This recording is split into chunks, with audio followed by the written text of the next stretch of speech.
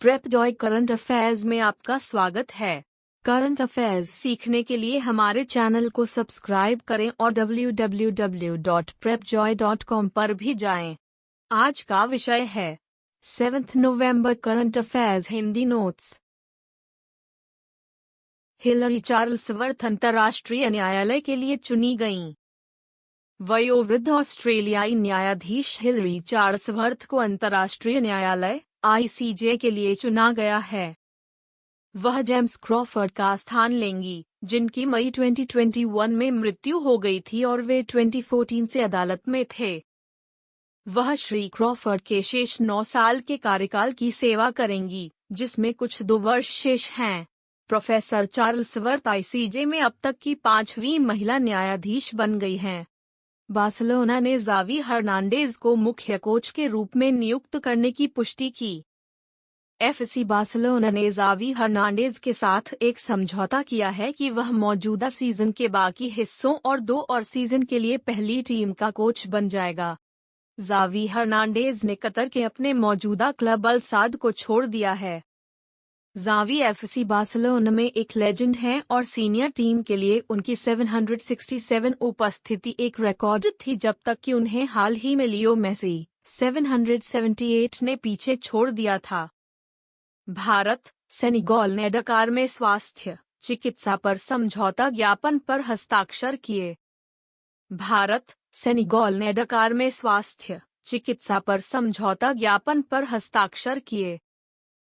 भारत और सेनेगल ने 5 नवंबर 2021 को डकार में स्वास्थ्य और चिकित्सा पर एक समझौता ज्ञापन पर हस्ताक्षर किए। दोनों पक्षों ने अपने राजनयिक संबंधों की 60वीं वर्षगांठ भी मनाई। समझौता ज्ञापन में रोग निगरानी, चिकित्सा अनुसंधान, दवाओं और फार्मा चिकित्सा उपकरण और पारंपरिक चिकित्सा सहित सहयोग शामिल है। भारतीय सेना के 2 अधिकारियों को मिला तेंजिंग नोर्गे राष्ट्रीय साहसिक पुरस्कार। भारतीय सेना के 2 अधिकारियों को युवा मामले और खेल मंत्रालय द्वारा प्रतिष्ठित तेंजिंग नोर्गे राष्ट्रीय साहसिक पुरस्कार मिला है। लेफ्टिनेंट कर्नल सर्वेश धडवाल और कर्नल अमित बिष्ट को इससे सम्मानित किया गया है। लेफ्टिनेंट कर्नल धडवाल को उनकी स्काई डाइविंग गतिविधियों के लिए सम्मानित किया गया है। कर्नल अमित बिष्ट सेना मेडल को उनकी भूमि गतिविधियों के लिए सम्मानित किया गया। भाकर और फोरोफी ने प्रेसिडेंट्स कप में एयर पिस्टल मिश्रित टीम स्वर्ण जीता। भारत की महिला पिस्टलेस मनु भाकर और ईरान के ओलंपिक चैंपियन जवाद फोरोफी ने ISSF प्रेसिडेंट्स कप के उद्घाटन में 10 मीटर एयर पिस्टल मिश्रित टीम स्वर्ण जीता। भारत ईरानी जोड़ी ने 5 नवंबर 2021 को स्वर्ण पदक के मैच में मैथिल्डे लामोले और आर्टेम चेरनोसोव की फ्रांसीसी रूसी जोड़ी को 16-8 से हराया। स्लोवाकियाई जुराज तुजिंस्की के साथ जोड़ी गई यशस्विनी देसवाल 10वें स्थान पर रहीं। चीन ने 3 नए रिमोट सेंसिंग उपग्रहों को सफलतापूर्वक लॉन्च किया। चीन ने 6 नवंबर 2021 को देश के दक्षिण पश्चिमी सिचुआन प्रांत के जिचांग सैटेलाइट लॉन्च सेंटर से 3 नए रिमोट सेंसिंग उपग्रहों को सफलतापूर्वक लॉन्च किया।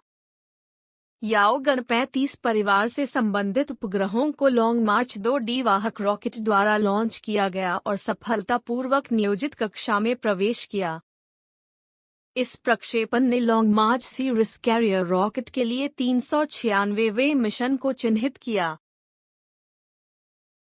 युद्ध में पर्यावरण के शोषण को रोकने के लिए अंतर्राष्ट्रीय दिवस।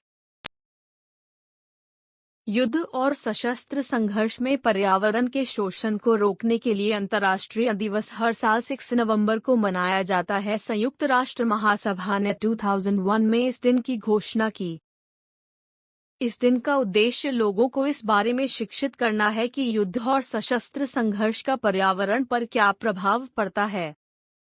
यह दिन किसी भी परिस्थिति में पर्यावरण और पारिस्थितिकी तंत्र की सुरक्षा के बारे में जागरूकता भी बढ़ाता है। भारत भूटान में 7 और व्यापार प्रवेश और निकास बिंदु होंगे। यह फैसला वाणिज्य सचिव स्तर की एक बैठक में लिया गया, जो दोनों देशों के बीच व्यापार और पारगमन के मुद्दे के बीच हुई थी। बैठक के दौरान मौजूदा व्यापार और पारगमन मुद्दों पर व्यापक चर्चा की गई। उन्होंने आपसी हितों के मुद्दों और द्विपक्षीय व्यापार संबंधों को मजबूत करने के उपायों पर भी चर्चा की। यूके ने महात्मा गांधी स्मारक संग्रहकर्ता सिक्के का अनावरण किया।